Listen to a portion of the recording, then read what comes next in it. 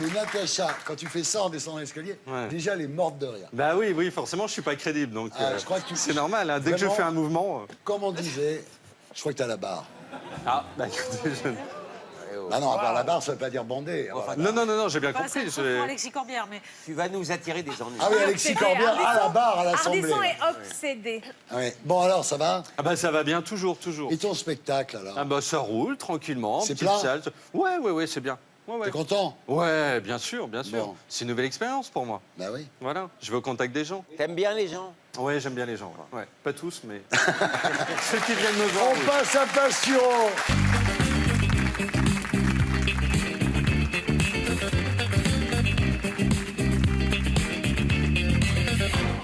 Ah Thierry, depuis que je vous fréquente, je découvre un homme loin du cynique, désabusé, amateur de substances illicites qu'on décrit. D'abord, vous vous êtes calmé avec l'âge. La fois où vous avez reçu Émeric Caron, à peine avez-vous consenti à sniffer du quinoa équitable pour lui faire plaisir. Et puis vous êtes sensible. Dans cette émission, vous pleurez autant qu'un enfant devant Bambi au moment où la maman se fait buter par le chasseur. Autant qu'un académicien qui lirait un recueil des pensées de Marlène Schiappa. Dimanche dernier, vous étiez ému aux larmes par le témoignage d'un monsieur ayant été maltraité gamin par sa famille d'accueil. Bon, il lui faisait pas écouter Maître Gims parce que ça n'existait pas, mais c'était dans ce genre-là. L'an dernier, vous avez pleuré avec Drucker en pensant à Johnny. Drucker, lui, pensait en plus à tous les chiens qu'il a déjà enterrés. Rex, Fifi, Cacahuète, Duc, Gaïa, Hutch, Silky et Tipounette, plus les 18 autres qu'il a eus et qui sont morts de vieillesse. Goldnadel, cet être si dur en apparence qui pourrait attaquer les studios de France Inter à la hache s'il avait une hache. Ah oui, volontiers. Pareil, cette semaine, il a pleuré face à Enrico Macias, alors que l'autre n'a même pas chanté, donc personne n'a souffert. Et nos invités... Mais nos invités, eux aussi, craquent. Il y a un an, Alexis Corbière, le Danton 2.0, c'est lui qui pendra Bernard Arnault le soir de la Révolution, mais pas Vincent Bolloré, parce qu'on serait mis à crier « Non, et comment on va faire, nous, pour la paye ?» Corbière, donc, avait pleuré. 80% du budget de cette émission passe dans l'achat de Kleenex. On a battu Jackie et Michel. Eux sont à 70%.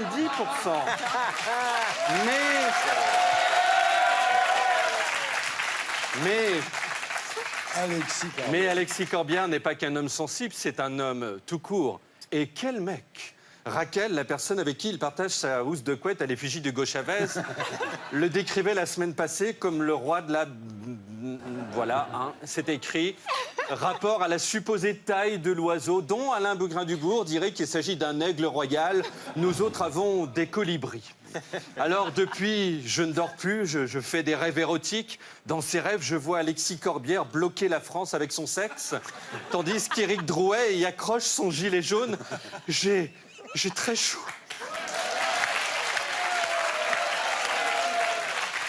Il paraît qu'il est fâché. Il est un peu fâché, il n'est pas content, Alexis Corbière. Ouais. Ah non, je me suis fait disputer à cause Pourquoi? de ta vanne à la con. C'est pas une vanne, c'est une photo où ils vendent à la Mais non, c'est un pli du pantalon, enfin. C'est pas une photo, c'est un compliment. Oh là là, mais vous êtes obsédés, vous, par vos propres sexes. attends, mais Vous moi, je veux bien que tu m'insultes tous les jours comme ça. Les Français sont obsédés par vos sexes. quoi? Pauvre Alexis, il a rien demandé. Il y a pire. Tiens, justement, je parlais d'Éric Drouet. Oui. Qu'a-t-il fait cette semaine? Une fois n'est pas coutume, on commence avec les macronphobes. Eh bien, justement, Éric Drouet a croisé Raquel dans une manif des Gilets jaunes. Des Gilets jaunes et de la doudoune blanche. Vu d'en haut, on avait l'impression de voir 4000 poussins et un œuf au milieu qui n'a pas éclos. Alors, des gens sur Twitter ont écrit qu'il s'agissait d'une doudoune Canada Goose à 800 €. Super, moi je me suis dit, enfin Thierry a augmenté Raquel. Eh ben, déception. Elle a répondu qu'elle l'avait acheté au Walmart de Granby au Québec. Un supermarché pourri dans un bled du pays qui nous a donné Céline Dion. C'est parce que la doudoune était blanche que Raquel s'est pas tranché les veines. Elle pensait à Alexis, elle se disait ça lui fera trop de lessive. Il a déjà les voiles de catamaran dont il se sert de slip au sale, le pauvre. Alors que Raphaël Glucksmann, l'un des 400 autres mecs de gauche qui fait son truc de son côté, ce qui fait que Macron, dans 22 ans, sera toujours à l'Élysée avec Brigitte en déambulateur Vuitton. Lui, il a une Canada Goose à 800 sacs. Le prix de la NIP est supérieur au minimum vieillesse. Avec ça, tu peux passer pour un mec du peuple. Oui, mais à Monaco. Hein. Mais la politique, c'est une répartition des fringues. À gauche, la doudoune, à droite, la parka. Que parfois, Laurent Wauquiez retire, notamment quand il est excité. Hein, parce qu'il a rencontré Éric Zemmour, un mec de gauche pour lui. Hein. Ils ont discuté, c'est-à-dire qu'il a causé et que Zemmour, tout le long, a bougé la tête. Hein, comme le petit chien en plastique qu'il y avait sur la plage arrière de la Mi-8 de Papy Raymond en 79. Et on dit souvent que Laurent Wauquiez n'est pas fut-fut. C'est faux. Il a compris le principe d'un livre. Dans ton livre, il n'est pas si facile que ça à lire. C'est ça. En fait, c'est d'ailleurs, je ne suis pas d'accord avec ça. En réalité, il est très facile à lire. Parce que c'est une succession de chapitres. Ouais. Voilà. Là, le ouais de Zemmour signifie ah oui, quand même, on en est là. Un livre, c'est une succession de chapitres. Et à l'intérieur des chapitres, mais ça c'est pour la semaine prochaine, il y a des phrases. On avance. Hein, avant la fin juin, mine de rien, il peut valider son entrée en CEA. Quoique, c'est pas gagné, parce qu'on lui a demandé cette semaine de signer une affiche. Donc déjà, il tient mal son stylo. Hein, et ensuite, ça donne ça. Donc soit il est super intelligent et c'est de l'araméen, soit il va falloir tout reprendre à zéro. Hein, d'abord dessiner une maison, puis un bonhomme, puis A, B, C, etc. Du coup, quand le gamin se retrouve dans une réunion d'adultes, là c'était des pêcheurs du Pas-de-Calais, bah il s'ennuie. Hein. Là, il est parti dans ses pensées. Il se disait, est-ce que maman a pensé à me renouveler mon abonnement à Astrapi? Hein, si Ribéry était invité à la fête de clôture de la nouvelle édition du Becherel, il ferait la même tête. Alors toujours à droite, Florian Philippot, l'ex-FN, qui comme tous les ex se retrouve tout seul, hein, s'est rendu en Guyane pour kiffer au soleil. Lui appelle ça un déplacement de travail. Alors il a visité une usine de conditionnement de poissons, où ils ont dû le prendre pour un mérou, hein, rapport au fait qu'il ouvre la bouche mais que rien d'intéressant n'en sort, parce qu'ils l'ont mis sous vide, lui aussi. Hein. Il a visité le site spatial de Kourou, où il a pu approcher une fusée, premier truc qu'il voit qui décolle, hein, puisque le reste c'est son programme. Philippot est aussi allé dans la jungle, où il a caressé un arbre aux formes évocatrices. Arbre que sur place on appelle l'Alexis Corbière, à cause de sa ressemblance avec un homme politique de chez nous.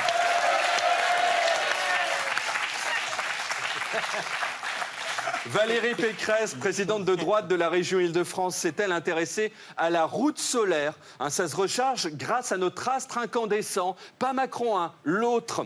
Et elle a touché des lignes. Hein, c'est une sorte de biopic de Frédéric Becbédé. À gauche, notons que Jean-Luc Mélenchon a relancé son hologramme pour les européennes. Donc au début, il y avait une forme en train de monter. Les gens se sont dit, s'agit-il d'Alexis Corbière? Puis, hop, comme chez Spielberg, Mélenchon est apparu. Hein, c'est Jurassic Park, mais en moins ancien, hein, parce que le début de la carrière politique de Mélenchon remonte seulement à Néandertal. Nicolas Dupont-Aignan, lui, est parti à La Réunion. Et il y est allé parce qu'il a réussi à recruter un responsable départemental Debout la France. Donc c'est tellement rare que même si le type avait vécu sous terre et que Dupont-Aignan avait eu juste une petite cuillère, il aurait creusé pour le rejoindre. Et Dupont-Aignan, il est chaleureux, mais pas trop. C'est-à-dire que quand il doit toucher l'autre, ça dure une demi-seconde. Avec notre nouveau responsable départemental, Jean-Hugues Le Bihan. Moins que s'il avait posé la main sur une plaque chauffante. Si dans Emmanuel 4, à l'époque, ils avaient pris Dupont-Aignan, le film durait 1 minute 20. Hein. Il n'est pas tactile, il a raison, il n'a pas de germe, il n'a rien, il n'a pas eu la gastro depuis 84. Ah ouais. Allez, passons au président Macron. Il boit pas, il fume pas, il drague pas, mais il cause. Alors à Évry, cette semaine, il a encore parlé 6 heures. Si la prise de parole devient discipline olympique, on va éclater même les Italiens. Et quand il y a une réunion à laquelle il n'est pas invité, il s'en fout. Il vient.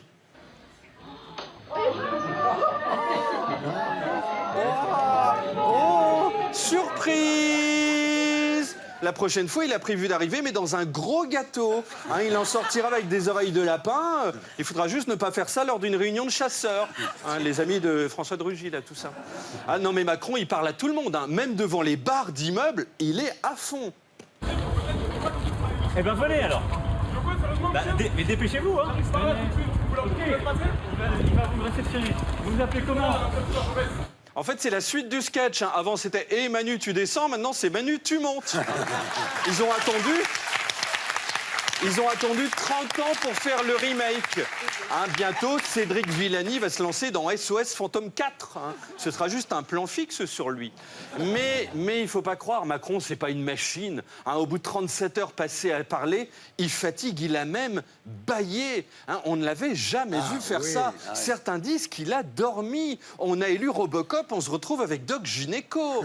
Il paraît qu'à la 12e heure où il expliquait aux gens à quel point il avait raison sur tout, parce que c'est ça le débat national, hein, il a fait pipi. Il est comme nous. Ah non, mais quelle vie de merde. Chaque jour, il se farcit des conversations de 5-6 heures. Son existence n'est plus qu'un immense repas de famille du dimanche midi.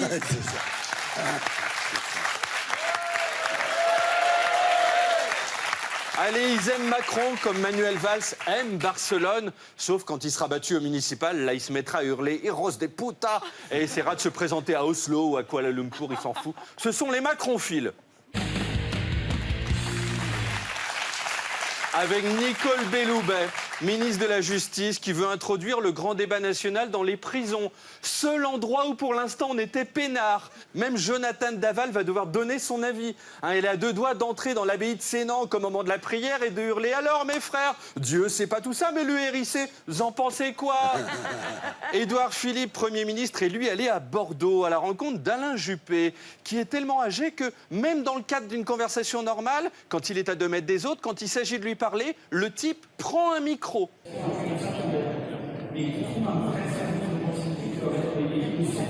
Donc Juppé a inauguré un tramway, hein, on le voit ici dans la position du frotteur âgé, et il a fait face à ses fans hein, qui sont comme lui, c'est-à-dire qu'il y en a 1 sur 2 qui pionce debout.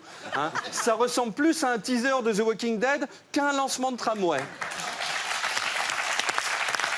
Édouard Philippe, lui, a visité une CAF, mais il est tellement grand que pour mater un pauvre ordi, il est obligé de se cambrer comme une Instagrammeuse spécialisée fessier.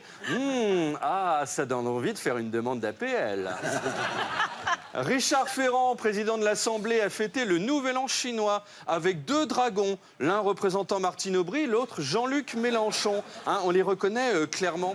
Xavier Bertrand, président des Hauts-de-France, lui aussi a fait le Nouvel An chinois. On voit qu'ils ont du blé parce qu'il y a 20 ans, les politiques s'en foutaient. Alors il a eu en cadeau un idéogramme chinois. On lui a dit que ça signifiait « gloire à Xavier Bertrand », mais en fait, si le type à gauche est mort de rire, c'est parce qu'ils ont écrit sur le papier « Xavier Bertrand est un con ». Et a un petit sexe, pas comme d'autres en politique, paraît-il. Hein, mais on peut dire plein de choses avec un seul idéogramme. Ah d'accord, il le savent les Chinois. Alors Bertrand qui a ensuite fait la galette des rois, 1 mois après, hein, ça va, il n'est pas pressé, hein, il s'en fout. Il était entouré de 9 chefs. C'est beaucoup 9 chefs, on voit ça qu'à la DDT quand il s'agit de faire des travaux. Hein, du coup, Gérard Collomb à Lyon, qui ne peut pas jouer à celui qui pisse le plus loin, parce qu'il ne peut tout de même pas uriner jusque dans les Hauts-de-France, a lui réuni 200 chefs. Il faut avoir très faim. Et du coup, Nicole Belloubet a regroupé 700 avocats. C'est la France Bénure. La moindre photo, il y a 1000 figurants. Même Benoît Hamon s'est affiché avec l'ensemble de ses soutiens. Bravo. Bravo, Tanguy. Autre Macronphile, Jean-Michel Blanquer, ministre de l'Éducation. Bon, il a perdu la raison, il a été interné à l'HP Ariel Dombal de Cergy. Bon, mais avant, il a eu le temps de jouer au ping-pong. Alors ça va, c'est pas un cérébral, Blanquer, donc le voir bouger son corps, on n'avait pas non plus l'impression de voir Nietzsche en train de se faire de la Zumba. Hein, mais ensuite, l'amour du sport l'a envahi et il a participé au moment le plus gênant depuis la fois où Kim Kardashian s'est assise sur son chihuahua. Eux appellent ça un flash mob. Donc voilà Thierry, quelle souplesse, quelle dextérité, le ministre est à fond. Il est tellement souple qu'on peut le ranger dans une valise et le prendre sur Air France en excédent de bagages. Hein, voilà, il lève la jambe, il lève les bras, voilà. Hein. Donc Blanquer confirme donc l'idéologie raciste selon laquelle les Blancs ne savent pas danser. Hein, parce que là, il y a moins de grâce que dans 130 années de look de Pierre Perret. Alors, Roxana Maracineanu, la ministre qui est fautive, c'est elle qui a mis Blanquer au sport. Ben elle, qu'est-ce qu'elle a lancé? La table d'écolier qui fait vélo. Comme ça, la vie de ces petits morveux ne sera pas totalement inutile. Les CP et CE1, c'est-à-dire Vauquier plus de 3 autres, de l'école de Fessenheim, vont pédaler pour combler le déficit d'énergie dû à la fermeture de la centrale. Alors justement, François de Rugy, tiens, l'écolo mou, était à Fessenheim cette semaine et il a visité une usine de recyclage de métaux. Donc à droite, on voit les canettes de bière correspondant à la consommation de Benoît Poelvoorde, donc sur 2 heures.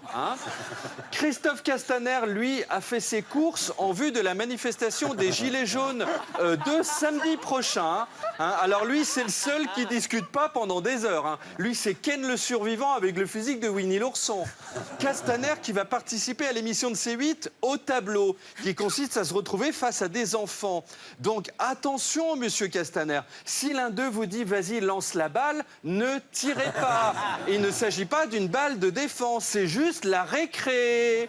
Enfin, faites comme Bruno Le Maire. Quand vous posez pour une photo, foutez-vous du cadrage. Ainsi, vous aurez l'air et d'un con et d'une lampe halogène.